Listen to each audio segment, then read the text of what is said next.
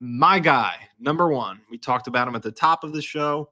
We're going to close with him, Aaron Glenn. To me, he's number one. And there are a variety of reasons for it. I acknowledge he's a defensive guy. I acknowledge that he's a first time head coach. But I just think he checks all the boxes that you could want, especially for this Jets team. We talked about culture changing, setting standards.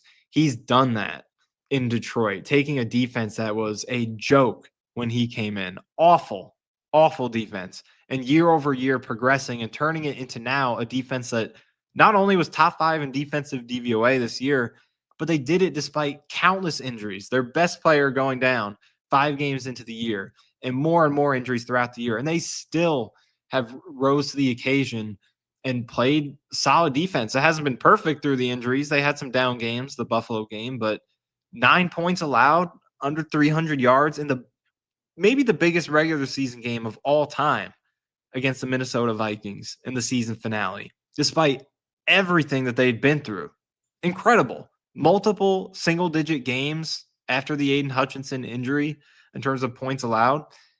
That to me is an incredible testament to Glenn and the culture that he has set in that defense. And then just from, again, a demeanor perspective, like looking at the guy, listening to the guy, does he have the ability to command a locker room and set a standard, demand respect? You look at his Hard Knocks footage from a couple years ago. You listen to his press conferences. You watch him on the sidelines during games. That is a guy that it's just very easy. Sometimes you just have to visualize it. Can you look at this guy, picture in your mind?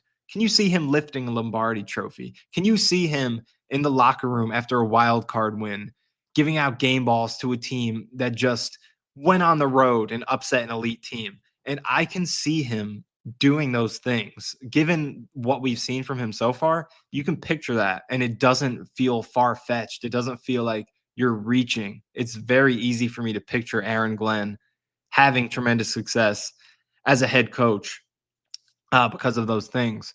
And then just going into his resume, there are other things that I think really add to his appeal as an overall leader of an organization. Aaron Glenn spent 2 years as a personnel scout with the Jets in 2012 and 2013. So that to me, I think is it's not something that people talk about a lot, but I think having that background in scouting, even if it's only 2 years, gives him a perspective into a side of the organization that, just a football team in general, not just the Jets, that a lot of coaches don't have. Like, he knows what it's like to be a scout, to work as a scout, and what that process is like in the front office, evaluating talent. So having that knowledge and experience, I think, serves him really well to becoming a head coach and creating good relationships and a camaraderie between all facets of the team, not just coach to player or coach to GM, but when you're the head coach, it's everything. You're the face of the team. The whole product that is put out there is it trickles down from you, like we said with Vrabel, and the way that I thought that the Titans' identity trickled down from him. You have to do that through all parts of the team, not just the players. It goes to the front office as well.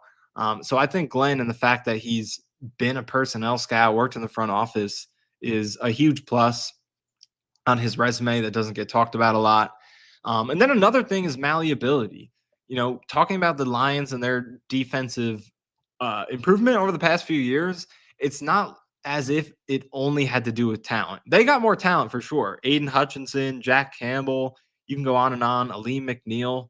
They got talented guys for sure, but part of it was that Aaron Glenn molded the defense to fit the talent that they had, because it's not as if he came in with a vision and then the Lions picked up the perfect players for that vision. Glenn molded his vision or his schematic tendencies to fit what the Lions were doing. When he came in, they were more of a zone team. They only ran man coverage 29% of the time in 2021.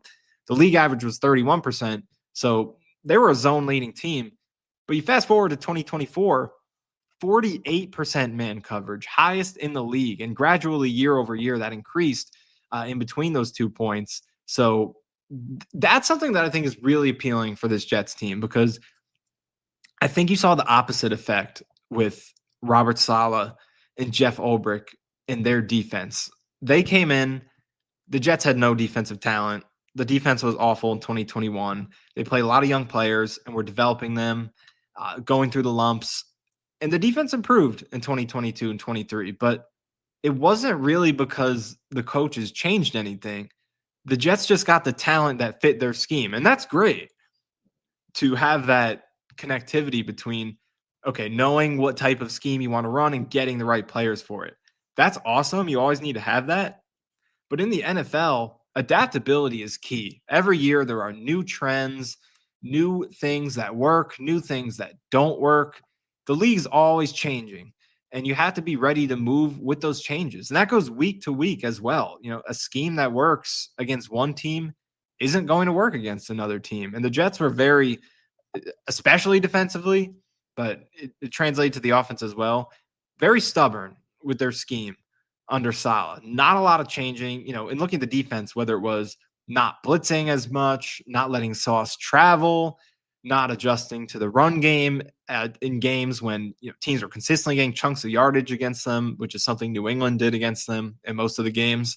They were very stubborn. They stuck with their scheme, and they trusted that their talent was going to win. And for 2 years, the Jets had so much talent, and they were so healthy. That was another big thing. Their defensive players barely missed games.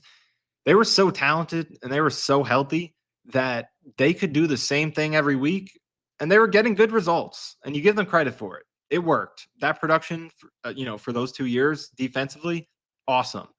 But this year, injuries struck, players were lost in the offseason, and the Jets didn't change their scheme, and the results tanked when they had to adjust, but the talent wasn't there. So to see Aaron Glenn in Detroit not only improve because the talent was there, but also because he was willing to make changes to how they played is extremely appealing to project him to being a head coach, because that's just what being a head coach is all about. Not just, coming in and saying, this is how we're going to play, and if we build it this way, then it's going to work consistently. But having that ability to year over year adapt to your talent, your players, to the trends in the league is essential to lasting for a long time. And the Jets are a perfect example. 2 years of being an elite defense, but once things change with the roster, once opposing offenses started to figure the Jets out, they tanked. The defense was outside the top 20 in DVOA this year. And they had a lot of the same players, but you remove Bryce Huff. John Franklin Myers was a huge one that did not get enough flack for trading him. And the defense fell off. But Aaron Glenn, I really like that he showed adaptability and malleability from a philosophical perspective defensively. And again, he's a defensive coach, and people are going to use that against him as a head coaching candidate. But it's about, and Robbie Sabo talked about this at Jets X Factor, it's about conformity. Even if you're not an offensive coach, it's a matter of, are you willing to conform to the modern league, the modern trends, and go with what works? Not just what your philosophy is or what you think is good, but what works based on what we're seeing around the league and what you see from your own players. And Glenn showed that as a defensive coach, and as he translates to a head role, that is something that could go to the offensive side as well. He's going to set the standard for the whole team as the head coach. And if he's willing to be adaptable on defense, he could bring that to the offensive side as well, even if he isn't the guy who's calling the plays and designing the scheme. We saw it with Robert Saleh. He was a conservative, laid back defensive coach, not a lot of blitzing, not a lot of adjusting week to week. We're going to do our thing. That translated to the offense. They did not make a lot of changes. They did not play to win the game. They played not to lose it. It all went back to Saleh. Even if the offense wasn't his design, his handiwork, it was a product of his mentality. And when I see what Glenn does with that Detroit defense, the way that he has improved them each year, changed their scheme as necessary to mold to the talent, I see a guy that could easily establish an offensive identity that is just as productive and forward thinking as his defense was.